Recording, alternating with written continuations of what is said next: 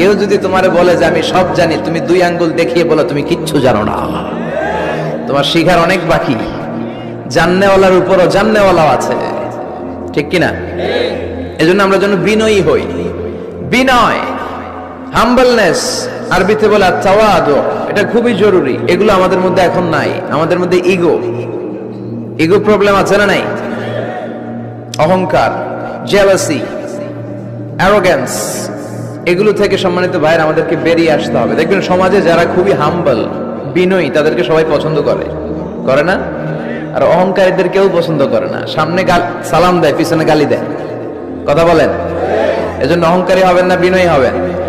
বিশ্বনবী বলছেন, আল্লাহ আপনি আমারে বিনয়ী বানান, আপনি আমারে ধৈর্যশীল বানান, আপনি আমারে শুকর গুজার বানান। আমার চোখে আল্লাহ আপনি আমারে ছোট বানান, মানুষের চোখে আপনি আমারে বড় বানান। পড়েন আমিন।